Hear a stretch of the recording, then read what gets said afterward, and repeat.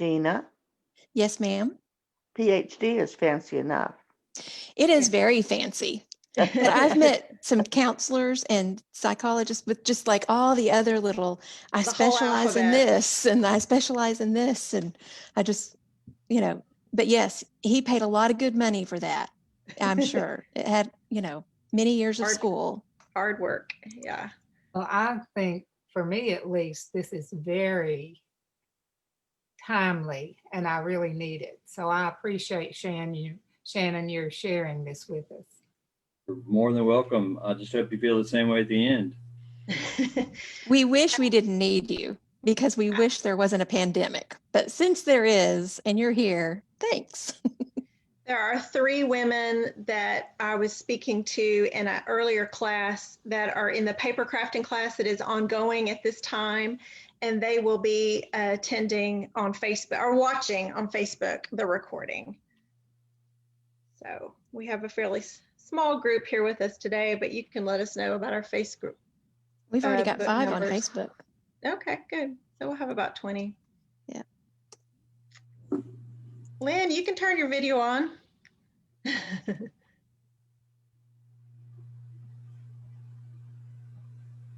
Leah, I'm going to mute myself and turn off my camera. It's 11:59. Messy room. This is Jerry's study. It's not my room. Okay, we'll make a note. Carol says, I also need this. Well, I think a lot of us do.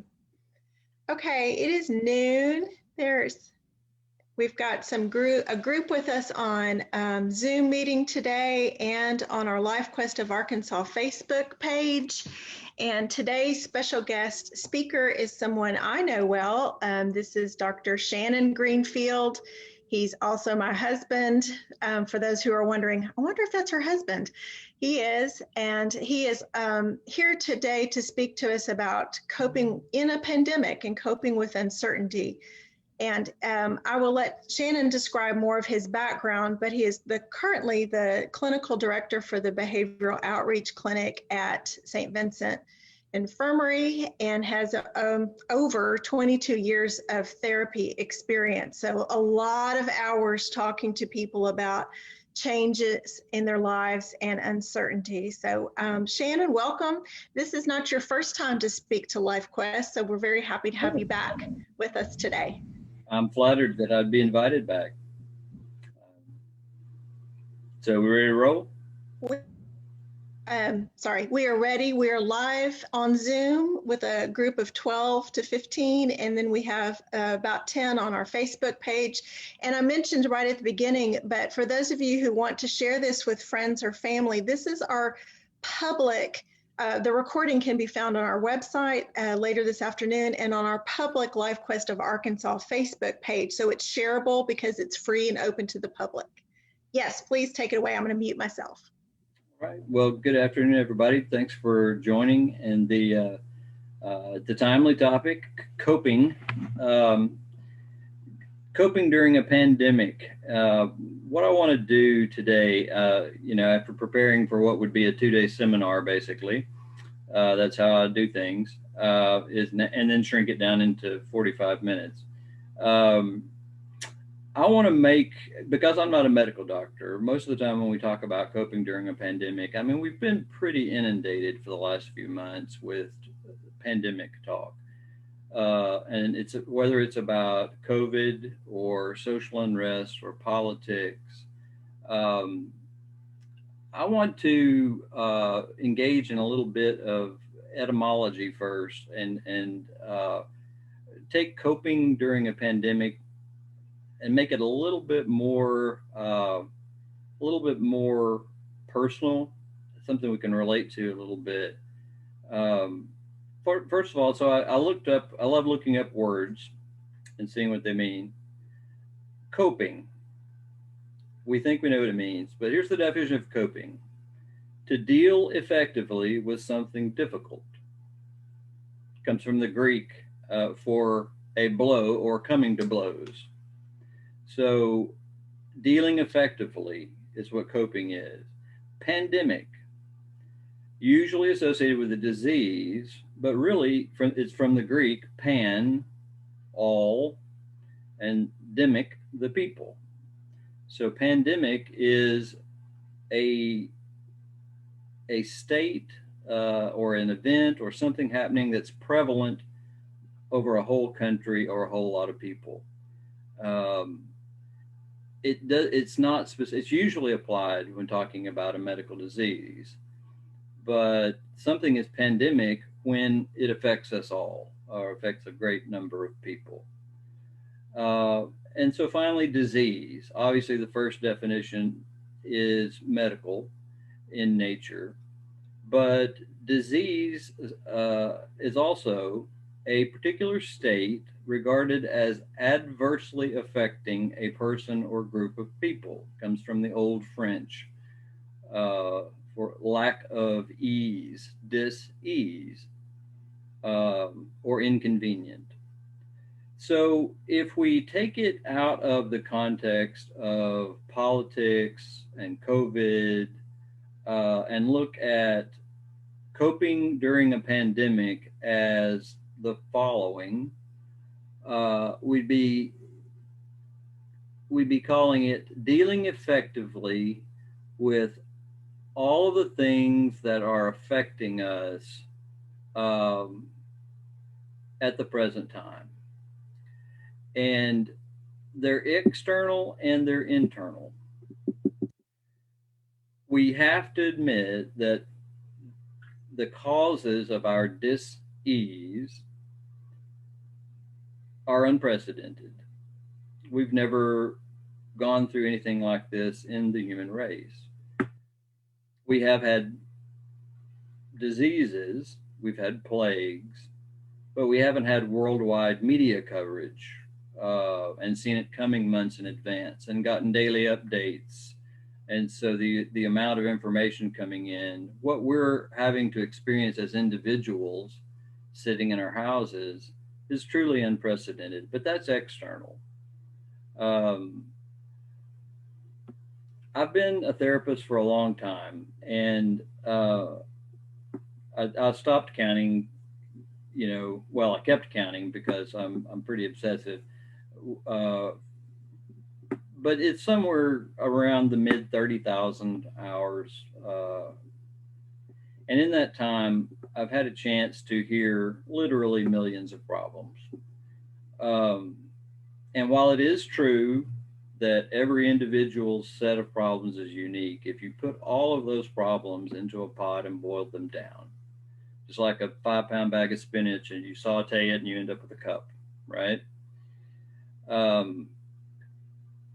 All those problems boil down into two root problems, which are there's something present in my life which I wish would go away,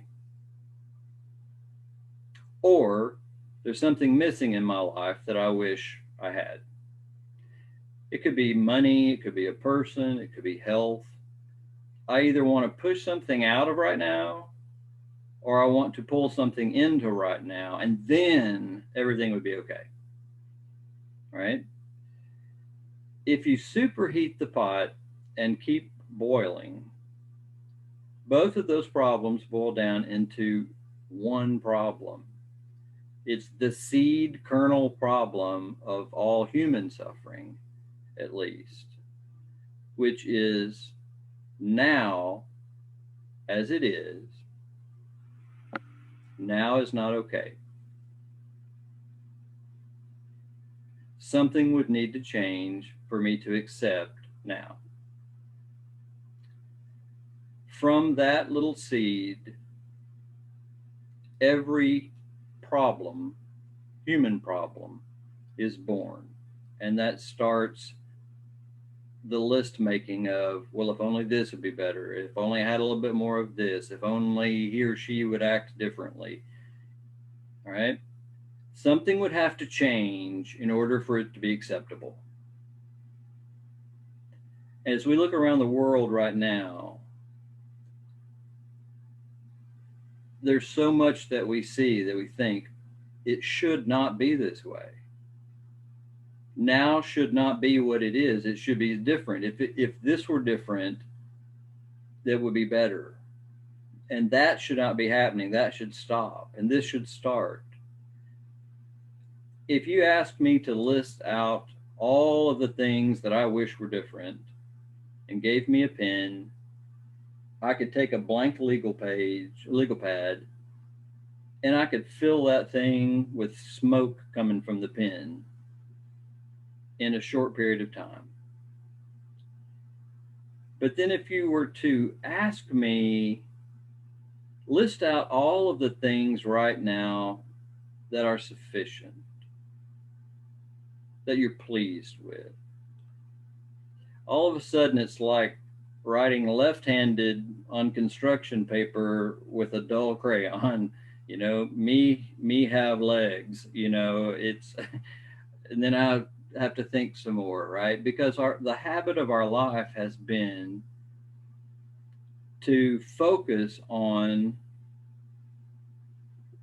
the next thing, the next thing, the next thing, the next thing, until we can, if the universe has balance, which personally I believe it does, and I think there's a wide amount of latitude of what that means to different people, different cultures at different times. But if the seed of all suffering, so pandemic of all people, the seed of suffering is now is not acceptable, now is not okay, then there must be a perspective from which now is okay, just as it is. I am okay, just as I am right now, right? But doesn't that seem to rub the cat fur the wrong way? I mean, it just doesn't, it's like, yeah, I can kind of see that intellectually, but I can't experience it.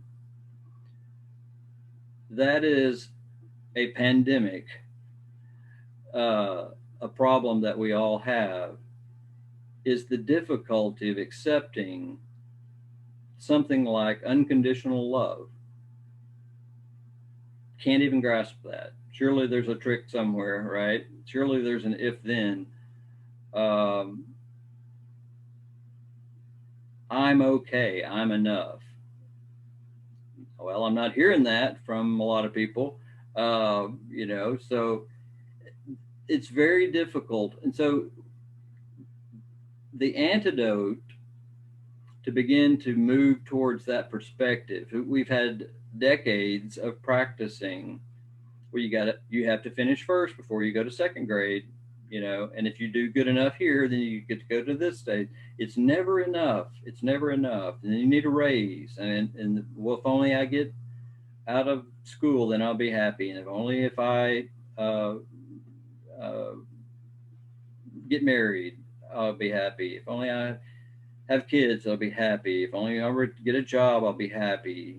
Make a certain amount of money, I'll be happy. Retire, I'll be happy. Those are wonderful things. But let's face it, even though they're wonderful, when we got there and checked that box, was it what we thought it would be? The idea of parenting versus the reality of changing a diaper. It's like, doesn't quite scratch that itch that I had imagined it would, that deep, that ease. I want a check mark where a finish line where I cross it, and now I don't have uncertainty and I don't have discomfort. I'm done with it. Right? And so I search. And if I search anywhere outside my skin for objects or from other people or from the government or from money, fame, power, it's not going to scratch that itch, because the itch is in here.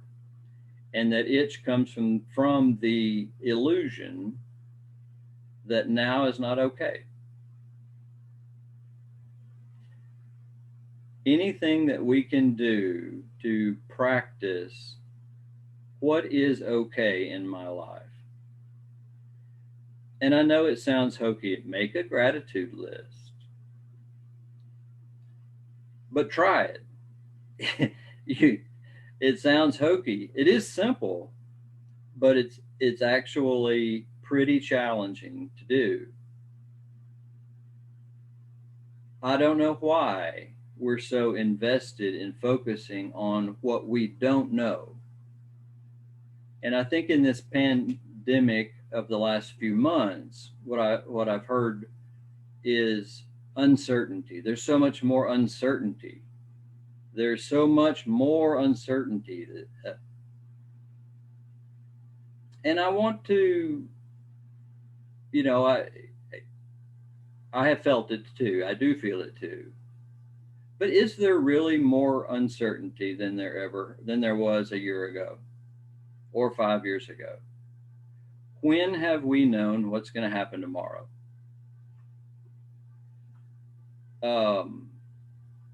We never have.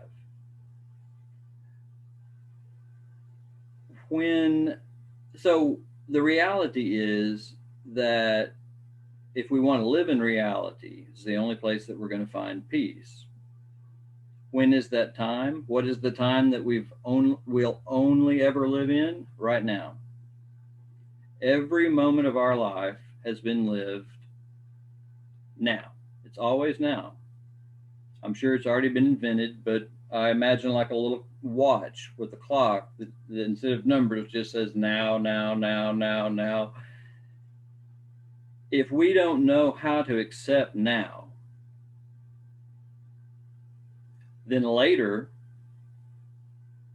if we don't practice now, accepting and being grateful for what we have now, later, no matter what has changed, if we don't have the capacity to accept how things are now, we're not going to have it later. No matter what we've accumulated or accomplished. So now is both the whole point and the laboratory.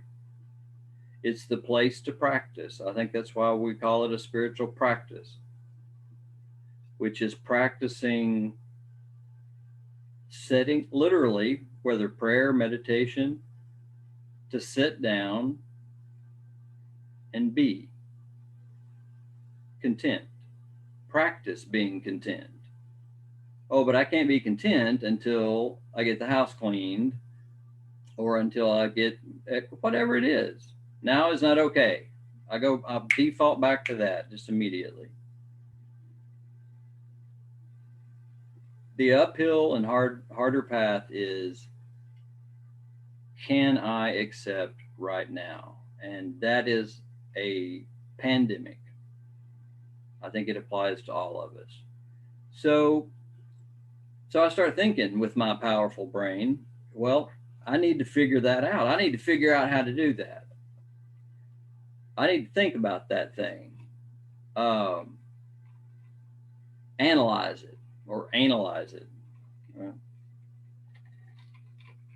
The more I analyze my problems, the more crappy they look. My best thinking just goes in circles because it's always focused on trying to get rid of, trying to fill in the blanks and figure out what I don't know.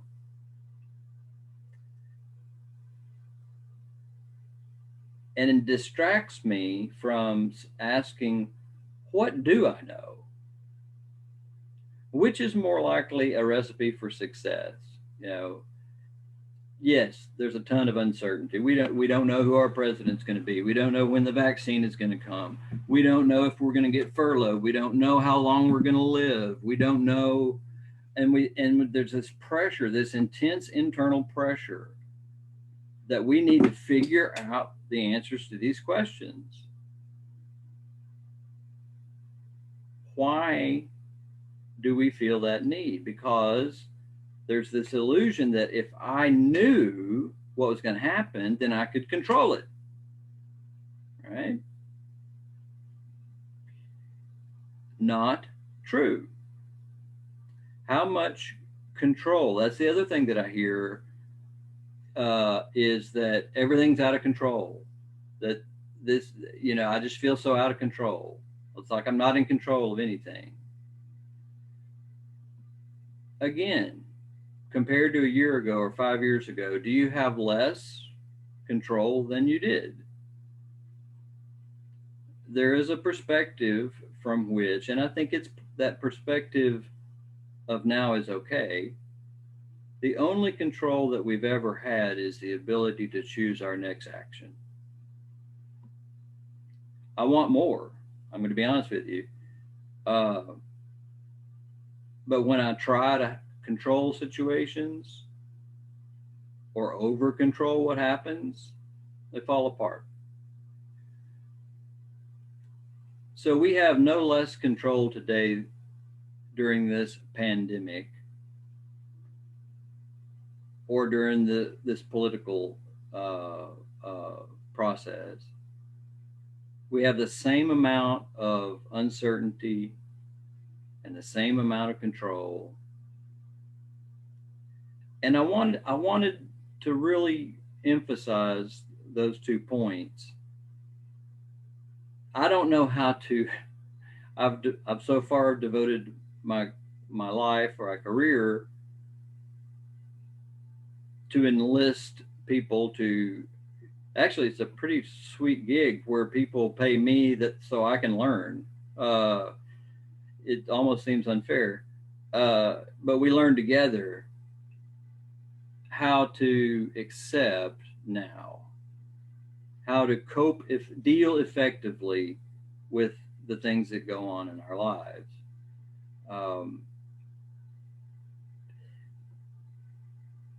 So how much do we really need to know? Do we need to know right now who the president's going to be? We'd like to know, right? But right now, in this moment, do we have to know in order to be happy?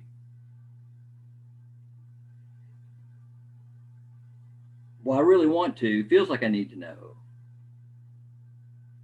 But I don't. I can be content. I can stop and take a breath and say, I don't know. I don't know. I will, but I don't now, and that's okay. That's okay for me. What do I know right now? And what can I do right now? Begin to turn away from the distraction, that the illusion that if I knew what was going to happen, I could prevent it or control it. The illusion that, oh gosh, I don't know if I'm going to get COVID. I don't, and die. Okay. We're not going to figure that out. Would we really want to know? Do I have to know that right now? No, that makes my life miserable if I'm trying to focus on the uncertainties. Look at what I don't know. What do I know? I know I don't. Actually, I know that I had it, contracted it in mid-September. May still have it. I don't know if it's still affecting an organ in my body, right? And then that causes an uncomfortable emotion, fear in this case, right? But again, do I know that that's happening? No, I have no evidence that that's happening. So practicing coming back to, and it takes constant practice, and we have to be gentle with ourselves as we leash train ourselves. We keep wanting to jump ahead, right? If we're trying to leash train a puppy, and every time it deviates away from where we want it to go, we yank the leash and startle it and get a yelp. all we do is make them fear the leash. So with ourselves, when we begin to practice gratitude, practice living in the present moment, practice asking the question, am I okay now? Am I okay right now? My mind will immediately go off in all kinds of directions. And if I say, what is my problem? I'm stupid. I can't focus. I'm yanking the leash. I'm saying I should be different. I should be more content. It's a problem that I'm not content. And there we have if I were more content, I'd be content. I'm content. Now is okay. There in the spiritual traditions, these are not original thoughts. These are not mine or copyrighted. In the Christian tradition, give no thought for the morrow, for look at the lilies of the field. Neither do they toil or they spin, but not even Solomon is arrayed as such as these. Also in the Christian tradition, lean not unto your own understanding. That's pretty clear, that what you're looking for is a peace that passeth all understanding. Right? How much is it that we really need to know? This was okay. Dangerous improv, kind of going off on an unplanned one. But this has always been fascinating to me. If we remember from biology, high school biology, one of the things about a plant is that each cell is identical to every other cell in a plant. There's no specialization of functions in a plant, right? So if you have a vine that's growing up a fence, plants are real simple. They need 4 things. They need water, they need sunlight, they need carbon dioxide, and some form of nutrients, right? As long as those are present, a plant will grow. So if you deprive or take away one of those elements, let's say put a piece of plywood over the fence so that it's now no longer getting sunlight, the plant, with no nervous system whatsoever, growing along, no sensory system, turns, goes the other way, and grows out around the plywood into the sun.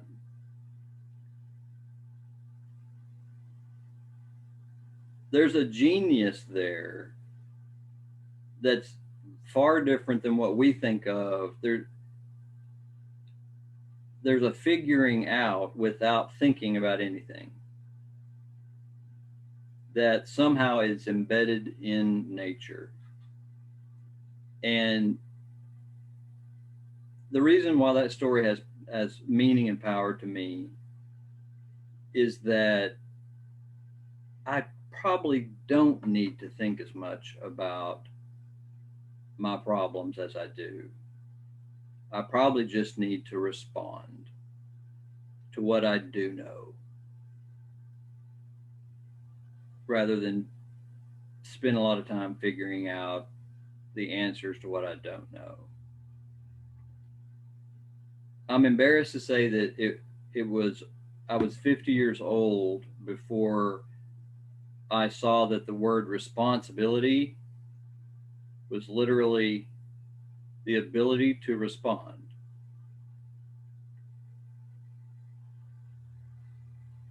It has nothing to do with the future. Responding to the future, while I'm really good at that, imagining scenarios and going ahead and treating them as facts. What if this happens? Well, I better do this in case this happens. The the actual power that I was given was the ability to respond, which strongly implies to things that have either already happened or are happening. That's what we can respond to. The ability to respond is responsibility. And responsibility is maturity. I really wish I could find the source of this quote. Maturity is the gradually increasing capacity to tolerate uncertainty and discomfort. And I'll say it again. Maturity is the gradually increasing capacity,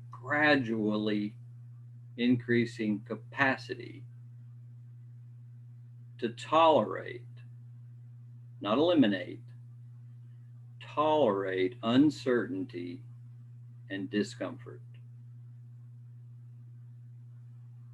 Why?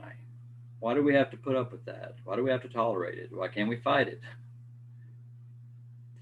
But if I have to push my life savings, all $822 of it onto, is my future going to be characterized more by certainty or uncertainty? I'm going to have to push my chips on uncertainty. And is my future going to be characterized more by comfort or discomfort? Probably going to need to push my chips onto discomfort. So learning how to tolerate in the whatever discomfort or uncertainty I have in the present moment is maturity, is responsibility. But let's face it, we don't want to do that. There are a billion different ways to avoid doing that. We can be too busy. We can play the Xbox for hours and hours and hours. There are a smorgasbord of chemicals available to do that. We can get addicted to, well, anything. In fact, I think that's kind of what addiction is doing something to avoid the responsibility of living in the now. Whatever that is. From the Buddhist perspective, the Four Noble Truths of Buddhism. Number one, life is suffering. Okay, which if you just stopped there, that'd be like, I don't like Buddhism. But in other words, they're inseparable. You can't have a life without suffering. The second noble truth is suffering is caused by craving. In other words, I want it to be different. I want reality to be different than what it is. I don't like how it is. I crave something else. And he says suffering is caused by the desire for things to be other than the way they are right now. Third noble truth of Buddhism, if we decrease craving, we decrease suffering. See how that just dovetails with all of the wisdom traditions and different schools of thought seem to dovetail together into this idea that living right now and focusing on what we do know and focusing on what we can do and practicing gratitude will get us what we're really searching for in a way that no amount of achievement, accomplishment, or meddling, or outside the skin. It's in the Christian tradition, again, the kingdom of heaven is within you. Seek it first. Seek ye first the kingdom of heaven. There was a quote from in Stoicism, Marcus Aurelius. Yeah, I don't know if anybody else is nerdy enough to read Marcus Aurelius, but I can't find it right now. But it was talking about events are neither good nor bad in and of themselves. It's how we respond to those events that makes them good or bad. Events just happen. The example that occurs to me is Christopher Reeve.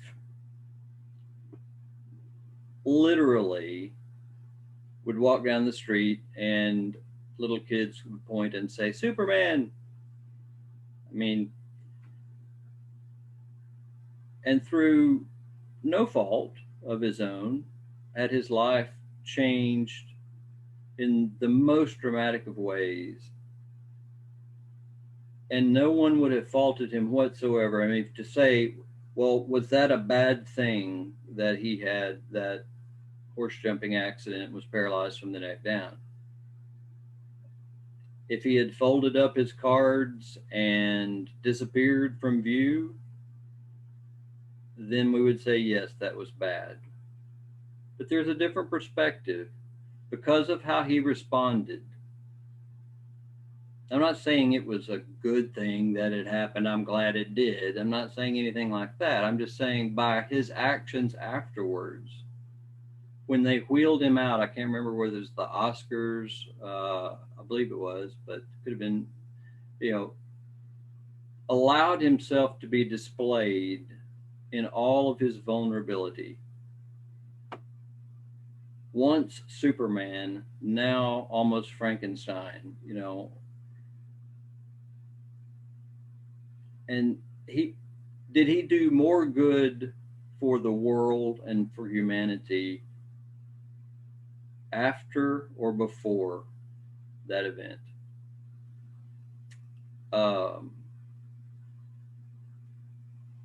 That event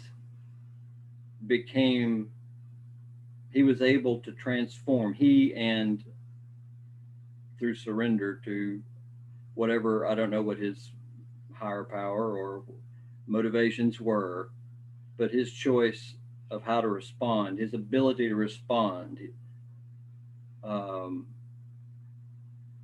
he became an inspiration for a whole lot of people and made billions of dollars for research for people who are also suffering. I'm mindful of time, and I don't know if folks have any questions. It looks like we have, about 15 minutes? If you want to check in, I literally can do this all day. I do. Well, thank you. We have about 9 minutes left, and we don't have any questions on Facebook or in the chat room, but if people want to put them there, that's fine, and we'll relay them to you. Sure, that would be fine. I have a question. Shannon, you and I had talked about some books or recommended pieces of literature that you might suggest, and if you had those, I could include those in the chat, and maybe Gina and I could work on putting those up on our Facebook page as well. Sure. Anything that come off the top of your head? Well, so it kind of depends on where you are with your spiritual, where you're coming from. If you benefit from Christian material, I strongly recommend Thomas Merton, No Man is an Island. He was a monk, lived in Kentucky, died in 1968. And that book has been very, very, it's a powerful, powerful book from a very Christian perspective. From a Eastern perspective, almost anything by Pema Chodron, Pema. She's especially The Wisdom of No Escape is a Buddhist book about acceptance, that it is by accepting our present circumstances, only by accepting our present circumstances, and not trying to escape them, that we are delivered. Like Nelson Mandela, when released, said from prison, after years in prison, said he never spent a day encaged. That it's a mindset. So that's a Buddhist book. For folks who are interested in kind of East-West synthesis stuff, there's a book called The Meaning of Happiness by Alan Watts, who unbelievably wrote it at the age of 24. He went on to do a whole lot of acid, living on a boat off of San Francisco. Some of his later works didn't quite have the clarity that it's a masterful book. And from a more, I'm sorry, was that The Meaning of Happiness? The Meaning of Happiness. Okay. Alan Watts, Watts. And from a purely secular standpoint, there's a book called Principles, and his name is Ray Dalio, Dalio. And he was, it's a recently released book, and he talks about, he was an investor, Bridgewater investing, I think. And he has a lot of things to say about searching, what are your goals, what is true, how do you distinguish true from false within yourself, and then what do you do about that, and how to take action. It's very organized, very systematic. I think it's a great resource. How much time did you say? 4 minutes? Yep, 4 minutes. Okay. One of the other things that I've heard in doing therapy over since March, is disillusionment. And I think that's I'm fascinated by that. I mean, it's not a good feeling. Disillusionment's not a good feeling. But when you really think about it, having an illusion removed is a beginning.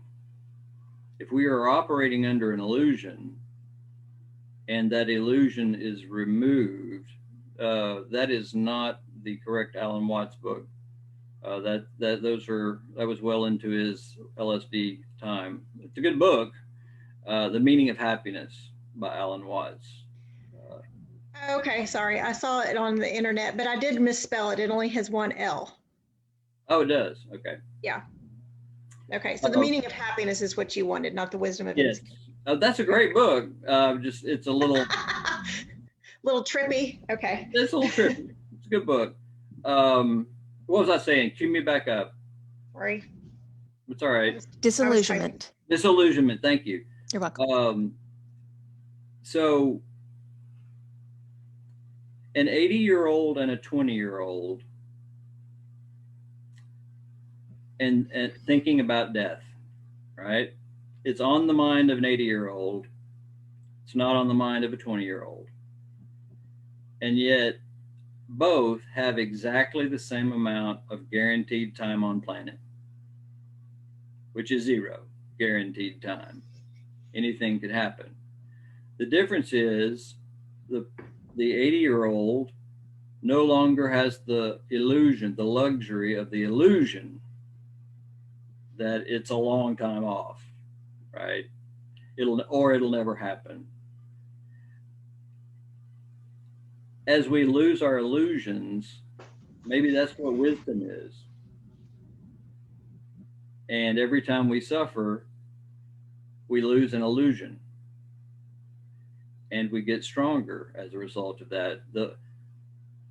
Maybe we'll never be able to know the quote truth, capital T truth, but we can remove illusion one layer at a time.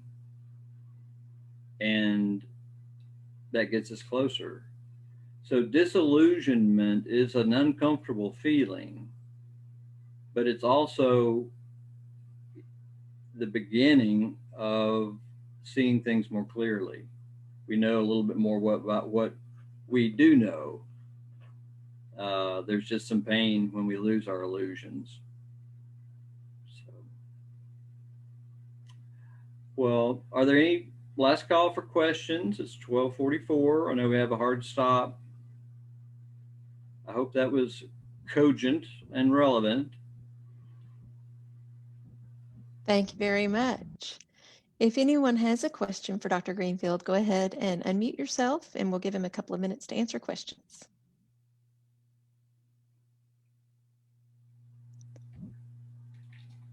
Seeing none, I want to thank you for this presentation. Thank you for wrapping up our 8 weeks of guest speakers. It's been quite 8 weeks and nothing's going to change tomorrow. Everything's the same under the sun. We appreciate you being here with us today and taking time out of your busy schedule. I feel like I should say namaste when you do that. Thank you all to you on Facebook. Please share this with your friends. It's a hard time for everyone. No one is having an easy time of this. It's a new thing for everyone. So the more we can do to help each other and support each other by sharing good messages like this, the better the world will be. Thank you very much, and we'll see you in our other classes. Thank Bye-bye. you. Thank you for being here with us. Thank you, everyone. Bye-bye. Thank you.